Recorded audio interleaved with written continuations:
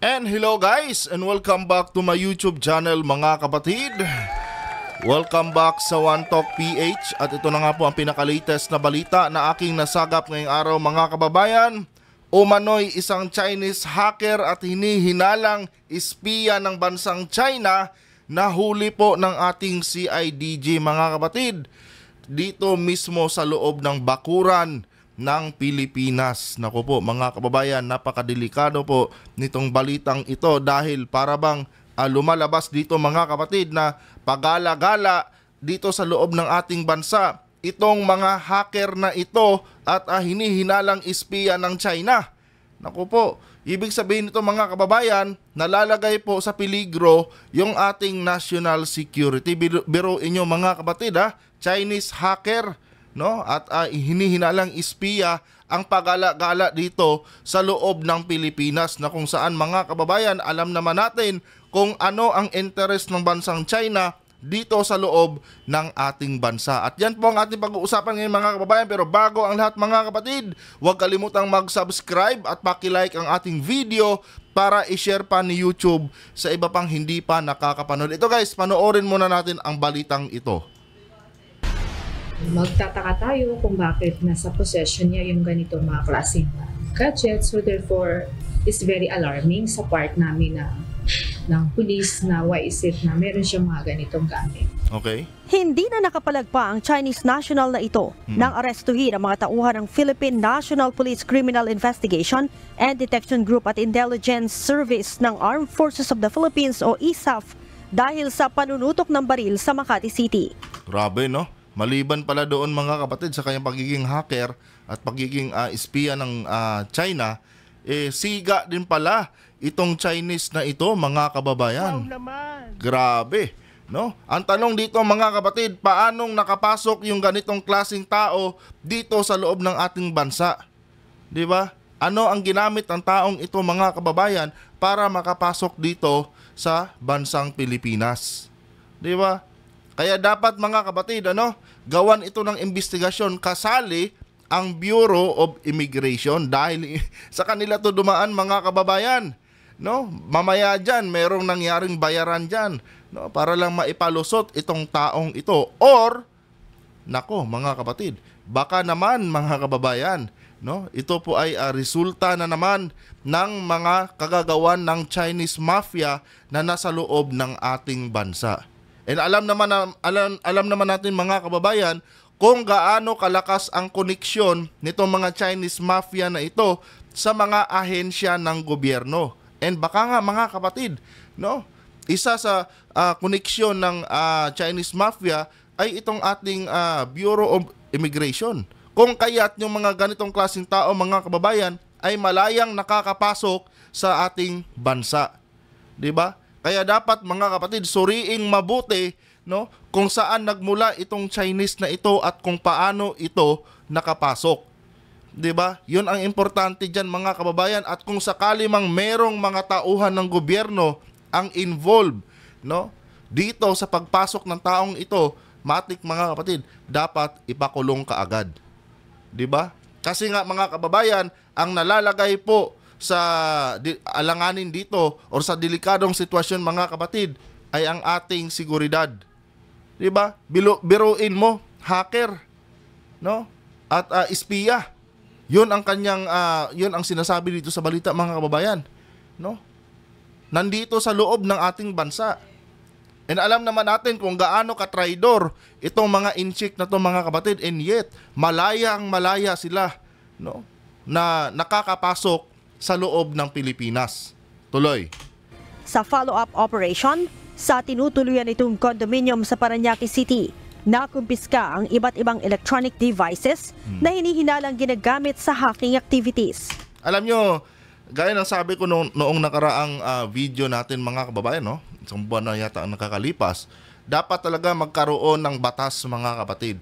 No, sa bawat establishment, sa bawat mga paupahan, sa bawat mga condominium, anything na pwede bang yung tipong pwede silang tumira, dapat magkaroon na ng batas mga kababayan na i-required talaga, no, ng mga dokumento itong mga Chinese na ito, hindi lang Chinese, lahat ng klaseng foreigner, mga kababayan, ano, required talaga ng mga clearance, no, coming from AFP, PNP, at maging sa municipal, no, or sa city hall, at sa mga barangay, bago hayaang tumira sa isang establishmento.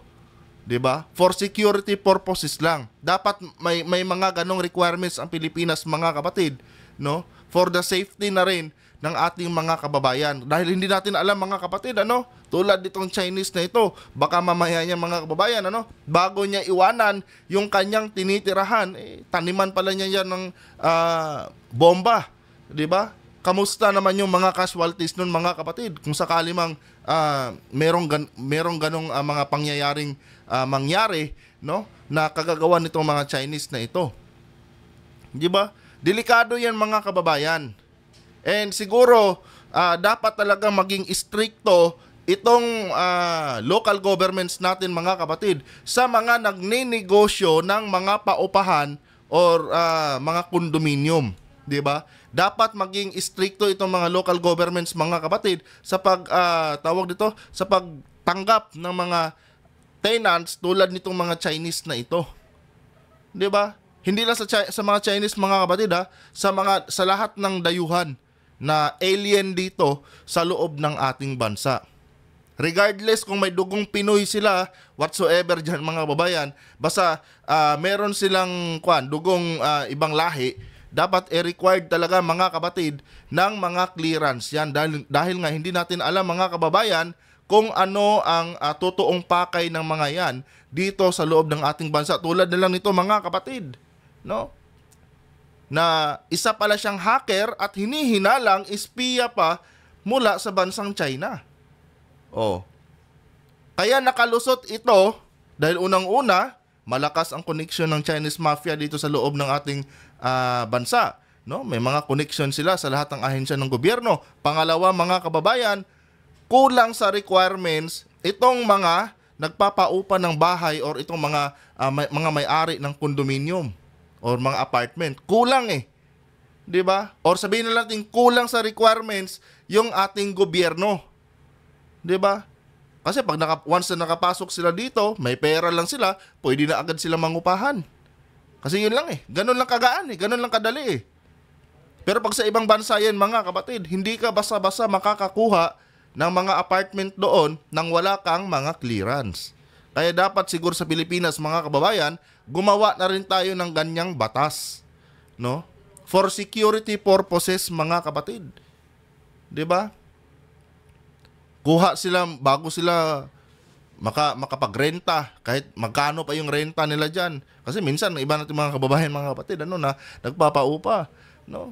Bigyan mo lang ng mataas na renta yung kanyang yung kanyang pinaparentahang mga apartment o mga condominium diyan. Okay na agad. 'Di ba? Kaya dapat kailangan dito magkaroon na tayo ng standard na lahat ng foreigner na papasok sa Pilipinas dapat mag-comply muna sila ng clearance coming from the AFP, PNP, tapos sa local governments at sa barangay, no? Bago sila bigyan ng At itong mga nagpapaupa din, mga kababayan, dapat din, no, maging stricto dito yung mga local governments, no? Gawa din sila ng mga batas diyan, no, na kung saan magbibigay sila ng mga kaukulang requirements bago sila pumayag, no, sa isang businessman na magpatakbo ng kanyang negosyo na paupahan. 'Di ba? Wag lang basta-basta nagbabayad ng buwis, okay na. Dapat dito, mga kapatid, mahigpit na na tawag nito, requirements. Kasi hindi basta-basta yan. Gaya ng sabi ko sa inyo, mga kababayan, malay ba natin kung ano ang intention ng mga foreigner na yan tulad nito? Kung tarantado talaga to, mga kapatid, malahin natin, yung bahay pala niyan or yung apartment na yan na tinitirahan niya, tinaniman pala niya ng bomba tapos sabay alis niya.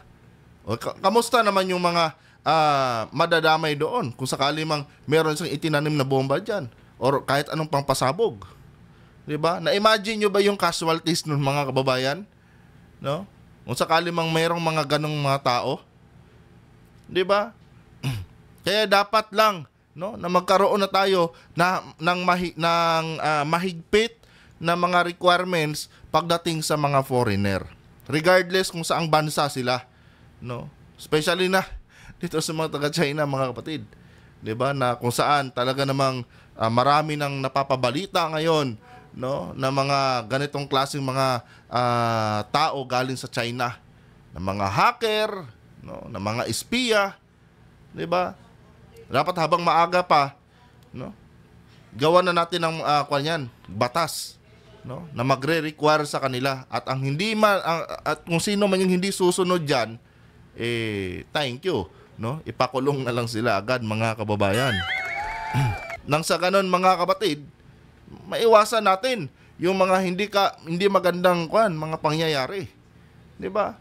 Kasi kung lalala pa itong issue natin ngayon sa China, mga kababayan, no, pag lumala pa yan, hindi malabong mangyari, mga kapatid, na yung mga inchik na ito, no, mga mamaya niya, mga suicide bomber na yung ipapadala ng bansang China dito sa atin. Wow naman! Di ba? Hindi malabong mangyari yung mga kababayan, na later on, mga suicide bomber na ang ipapadala ng China dito. No? Kasi desperado ang China ngayon, mga kababayan. No? Desperado sila ngayon sa kanilang interest sa teritoryo ng Pilipinas. Kaya dapat lang na manigurado din tayo, mga kapatid. No? Higpitan na natin. At idagdag nyo pa tong unusual traffic ng mga inchik dito na pumapasok sa Pilipinas. 'Di ba? Malay ba natin diyan, no? Kung ilan ang mga suicide bomber. 'Di ba? Hindi malabong mangyari yan, mga kababayan. Kaya dapat may batas na gawin para diyan. Tuloy. Mga nakuha ng mga operatiba natin sa lugar kung saan ay meron siyang ang certain gadgets like yung drone, and meron din siyang mga cellphone. Magtataka kayo, no? Bakit kailangan mo ng drone? 'Di ba? Armadong Chinese, merong drone.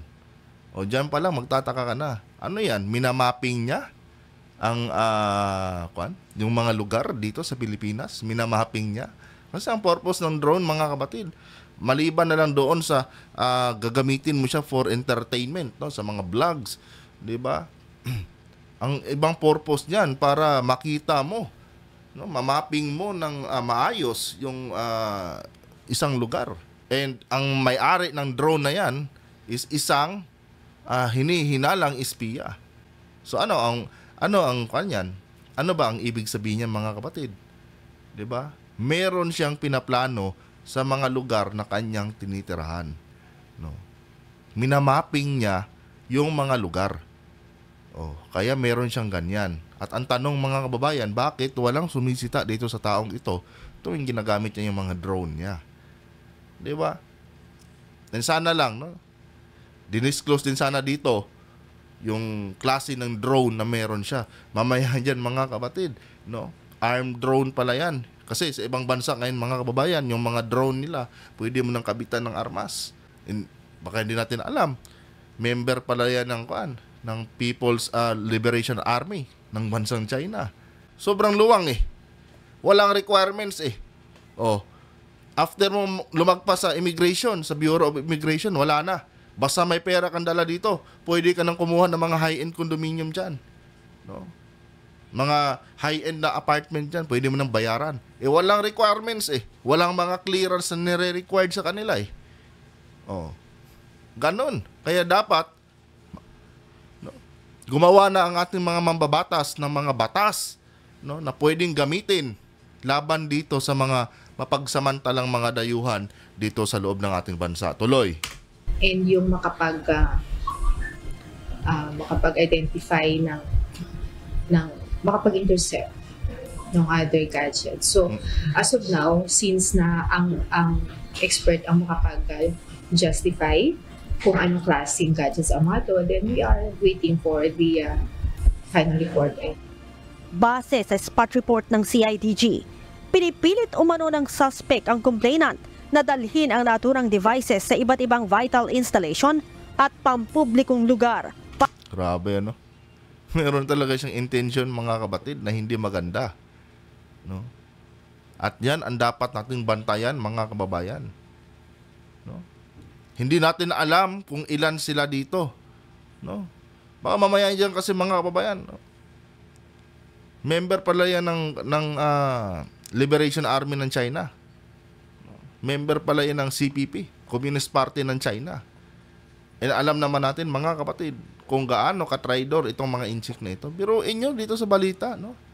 Nagpipilitan ng suspect na dalhin ito sa mga pampublikong lugar, no? Klarong-klaro yung kanyang purpose mga kababayan. Tiniterrorize ang ating bansa. Diba? Kaya hindi natin masisisi kung bakit ayaw natin sa mga inchik na ito. Bukod sa nangaagaw na sila ng teritoryo, no? May plano pa silang gumawa ng masama dito sa kalupaan ng Pilipinas, sa mismong mainland ng Pilipinas. 'Di ba? Kaya dapat din siguro mga kababayan, higpitan na rin natin ang ating batas sa mga ganitong klaseng mga tao, no? Na may dalang banta sa ating bansa. No, wag lang basta deport, dapat ikulong dito kasi sa kanilang bansa nga mga kapatid, pag nagkasala ang mga kababayan natin doon, buhay talaga ang kapalit eh. Kaya dapat dito din sa ating bansa, ganon din. No? Pangit naman yun na pag tayo, hindi nila tayo pinapakinggan. Papakiusapan natin, napauwiin na lang, i-deport na lang dito. No? Tapos hindi sila nakikinig. Ini-impose talaga nila kung ano yung batas doon sa kanila. Kaya dapat dito sa atin, ganon din. No? Wag din natin basta-basta i-deport lang. Gumawa din tayo ng batas dito, no, na magpaparusa sa mga ganitong klaseng tao. 'Di ba? Kasi sobrang delikado ng mga ginagawa ng mga inchik na ito mga kababayan, hindi yan basta-basta. Biruin nyo kung ilang inosente ang madadamay diyan kung sakaling may mga pangpasabog yan na gagawin dito sa loob ng ating bansa. Oh. Ganon. Kaya dapat maging mapagmatsyag din tayo, no? At itong CIDG, suyurin nila yung mga koneksyon ng taong yan. Baka hindi lang yan nag-iisa mga kababayan. Malay natin, no? Nakakalat na pala sila sa mga malalaking syudad dito sa loob ng ating bansa na kung saan, no, target talaga nilang gumawa ng mga krimen, no, sa mga syudad na may maraming tao. Di ba? Ganon ang banta niyan sa ating national security mga kababayan. Kaya dapat siguro gumawa na rin ng batas, no, na magbibigay ng sapat na parusa dito sa mga inchik na ito. Wag lang basta deport, no. Napaka-unfair noon. Pag Pilipino nagkasala sa kanilang bansa, no, kung ano yung batas doon, pag sinabi nilang buhay ang kapalit, buhay talaga ang kapalit. Samantalang pag sila dito gumawa ng mga krimen, no, deport lang. Tapos wala na, no? Kaya dapat itong mga mambabatas natin, tulad nito ni Padilla, imbis na magbida-bida dyan, no, gawin niya ang trabaho niya bilang senador, gumawa siya ng batas, no, na magpaparusa dyan. Di ba, siga? Siga itong si number 1 senator natin, itong pambansang senator natin. Wow naman! Bakit kaya hindi niya gamitin yung kanyang pagiging number 1 senator, no, na gumawa ng batas para sa mga ganitong klaseng mga dayuhan na inaabuso or may dalang banta dito sa ating bansa, na magkaroon naman ng silbi yung pinapasahod natin dyan sa kanya. Diba? Napakagaan ng kuha natin dito eh. Napakagaan ng ating batas dito sa loob ng ating bansa eh. Pagdating sa mga dayuhan eh. Deport lang, puro deport. No? At yun guys, importante yung sinasabi ko na dapat may batas tayo, no, na kung saan ire-required ng mga clearance itong mga dayuhan na ito, no? Hindi lang Chinese, maging sinong mga dayuhan, dapat i-required sila ng mga clearance, no, pag sila po ay kukuha na dito ng kanilang matitirahan, no. Part po yan ng security, no, for security purposes kumbaga. Diba? Malaking bagay yon, malaking tulong yon mga kababayan para maiwasan natin yung mga ganitong klaseng mga activities nitong mga dayuhang bansa, mga dayuhang mga nationalities na may hindi magandang intensyon dito sa loob ng ating bansa. Diba? Tuloy. Para makapang-hack ng cellphone at electronic devices. Bukod sa mga electronic devices, may nakuha ding baril sa suspect at mga bala. Diba? Terorista talaga siya mga kapatid. Kasi kung normal lang ang purpose dito sa loob ng ating bansa, bakit may mga ganyan siyang mga gamit dyan sa loob ng kanyang tinitirahan? Ganun lang simple yun eh. Ibig sabihin, meron talaga siyang pakay dito sa loob ng ating bansa. Kaya't kasama sa inaalam ng mga otoridad ay kung espiya ang suspect. Kung ako ang tatanungin, espiya yan. Diba? At ang tanong dyan, paano nakalusot yung kanyang mga armas? No? Paano nakalusot yan sa Bureau of Immigration? Or kung sakaling walang armas yan pagpasok dito sa loob ng ating bansa, sino ang provider ng armas niyan? No? Sino ang nagbenta ng armas diyan? 'Di ba? 'Yan ang dapat siyasatin ng ating mga kapulisan diyan, mga kababayan, especially dito sa CIDG. No, yan dapat ang alamin nila. Paano ka nagkaroon ng ganito? Sino ang nag-provide sa iyo nito? No? At kung sakali mapatunayan na galing yan sa bansang China, no? Dala niya yan galing pa sa bansang China, dapat mga kabatids, no? Suriin kung sino ang nagbigay ng pahintulot sa kanya para maipasok yan dito. Sino ang nag-inspection sa kanya sa Bureau of Immigration. 'Di ba? Ganon dapat ang gawin ng investigasyon diyan, mga kababayan. Kasi yung mga kababayan natin diyan, pinagpakitaan mo lang ng pera, no? Kahit may banta pa yan sa loob ng ating bansang dala, yung mga dayuhan na yan, pag nagbayad yan, tinatanggap din kasi ng ating mga kababayang mukhang pera. Kaya wala eh. No? Wala silang pakialam kung mapahamak yung mga kababayan nilang Pilipino. Basta kumita sila, sapat na. Diba? Proven na yan eh. No? Tested and proven na yung mga ganyang ugali ng ating mga kababayan, no? Na nanunungkulan dyan sa mga ahensya ng gobyerno, na meron talaga tayong mga kababayang nadadaan lang sa pera. Di ba? Kaya dapat pag nahuli yan, kulong habang buhay. Walang parol, walang piyansa. Pagtatraidor yan sa bansa, mga kapatid. No? Pagtatraidor yan, tumanggap ka ng pera ng dayuhan. No? In exchange doon sa hinayaan mo makapasok itong mga teroristang dayuhan in exchange sa milyon-milyong offer sa iyo. 'Di ba? Dapat ang parusa niyan habang buhay ang pagkakulong, kasi wala naman tayong sentensyang dito eh. Wala namang batas kasi dito sa Pilipinas na buhay ang kabayaran pagka nagtaksil ka. Kaya siguro sapat na rin siguro na ikulong ng panghabang buhay yan yung mga ganyang kababayan natin. Nang sa ganon, hindi na pamarisan ng iba nating kababayan, no, na mga utak bayaran din, 'di ba? Yan ang mahirap sa mga Pilipino, mga kapatid. Pag pera na, nagiging mahina sila. Kaya nasasabi natin, pera-pera lang yan. 'Di ba? Nuloy. Kasama po yan sa investigation din. Lahat po ng possibility kung ano po yung background nitong subject natin. Since na he's a foreign national, so titignan natin yung anggulo kung ano ang ginagawa niya dito sa atin. And why is it that he has this kind of gadgets? Why is it? Diba? Hindi pa ba obvious, ma'am? Hindi pa ba obvious? Oh. Wala namang magandang balita na dala itong mga inchik na ito dito sa loob ng ating bansa, mga kababayan eh. Kung hindi droga, espiya, kung hindi espiya, hacker, 'di ba? Ganon yung mga profile na nababalitaan lagi natin, mga kapatid, pag sinabi nating inchik. 'Di ba? Pasintabi lang po doon sa mga inchik talaga na matagal na dito at matitino, ha. Pero sa sitwasyon kasi natin ngayon, no? Halos na lahat ng inchik na napapabalita ngayon, mga kapatid, puro mga talaga, kriminal. Siguro nagiging damay-damay na rin, mga kababayan, dahil nga sa mga nababalitaan natin na hindi magandang ginagawa nitong mga Chinese na ito. At ito, guys, malinaw eh. No?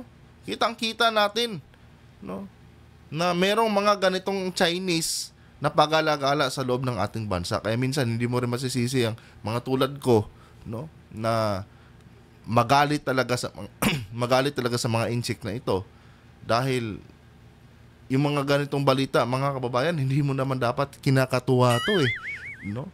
Kinakadismaya mo yung mga ganitong klaseng balita bilang isang Pilipino na pagala-gala lang no, naging ordinaryo na lang para sa mga tawag ito, teroristang Chinese, no, ang pumasok dito sa loob ng ating bansa. 'Yun ang nakakadismaya talaga sa totoo lang, mga kapatid, no.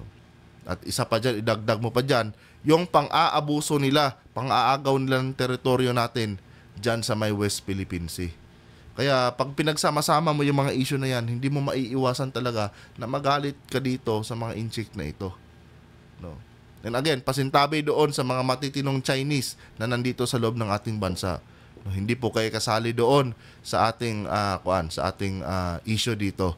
Ang sa amin nandito, syempre, mahal namin ang bansa namin. Kaya puprotektahan namin ito laban sa mga kalahi nyo, no, na mga terorista. Yun po ang totoo dyan. Tuloy. Itinanggi naman ng suspect na isa siyang espiya, ngunit inaming nagtatrabaho siya sa Pogo. Meron bang magnanakaw na aamin? Diba? Siyempre, itatanggi niya yung pagiging espiya niya. And itong Pogo na ito, mga kapatid, no? Isa yan sa ginagamit ng China para magkaroon sila ng espiya dito sa loob ng ating bansa. Ganun po yun. No? Huwag na nating gawing komplikado. No? Meron bang magnanakaw na aamin? Siyempre, hindi yan aamin. No? Yung Pogo na yan, nandyan lahat ng klase ng Chinese, mga kapatid. No? Nandyan lahat ng mga klase ng teroristang inchik. 'Di ba? Yan yung parang barracks nila dito sa Pilipinas, yung Pogo na yan. Oh. Pero mo, may mga ganyang device ka, no? May mga armas ka pa. Oh. Ganun lang yung kasimple eh. Yung na-analyze ko na yun, mga babayan, na ang purpose ng Pogo dito sa Pilipinas, no, yan yung ginagawang hub ng mga teroristang Chinese. Wala nang iba. Tingnan nyo yung sa Bamban, mga kababayan. Lahat ng klaseng operation nandun, lahat ng klaseng illegal, no, lahat ng klaseng krimen nandun, no, kasi yan yung pinaka-hub nila dito. At marami yan sila dito, mga hub. No, marami silang Pogo hub dito sa loob ng ating bansa. Kaya dapat lang na lahat ng Pogo hub dito, mga kababayan, ano, regardless kung may permit pa yan sa PAGCOR, no, ipasara na lahat yan. 'Di ba? Dapat ipasara na lahat yan. Kasi diyan nang gagaling yung mga yung mga individual, yung mga Chinese, no, na may dalang banta sa ating national security. Normal lang, no, na ipasara yan. At dapat lahat ng Pogo ipasara na talaga yan, mga kapatid, no, bago pa mahuli ang lahat. Tuloy. What are you doing here in the Philippines? To work? For? Pogo? Are you a spy? No. What again? No. Hindi talaga aamin yan. Ano ba? Imbestigahan nyo ma-confirm nyo yung pagkatao niya. Huwag yung tatanong-tanongin nyo na parang nagtatanong kayo ng bata. Inihahanda na ng CIDG ang pagsasampa ng reklamong paglabag sa Republic Act 10591 o Comprehensive Firearms and Ammunition Law. Diba? Hanggang doon lang. No? Yan lang yung nilabag niya, mga kapatid.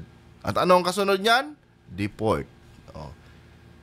Pero pag may batas tayo, mga kababayan, no, na para dyan sa mga ganyang klase ng mga dayuhan, maraming kakaharaping kaso yan, mga kapatid. No? At sana may makarinig sa atin, mga kababayan, no, na gumawa ng batas na kung saan magre-required sa lahat ng mga dayuhan ng clearance coming from AFP, PNP at sa local governments, no, at sa maging sa mga barangay, 'di ba? For security purposes. At dapat itong mga nagpapaupa, mga kapatid, no, dapat may ipatupad na batas din kung saan pipilitin nilang i-require muna yung kanilang mga tenants, no, ng mga clearance coming from the national government, no, sa mga ahensya ng gobyerno tulad ng AFP at PNP, no, bago sila magpatira sa kanilang mga pinapaupahan dyan or mga condominium dyan, whatsoever na paupahan, no, para makaiwas tayo, mga kapatid, no, sa mga posibleng sakuna or posibleng banta, no, nitong mga puganting dayuhan dito sa loob ng ating bansa. Anyway guys, hanggang dito lang itong vlog na ito. Kung nagustuhan po, huwag kalimutan mag-subscribe at pakilike ang ating video para i-share pa ni YouTube sa iba pang hindi pa nakakapanood. Hanggang dito na lang. Adios.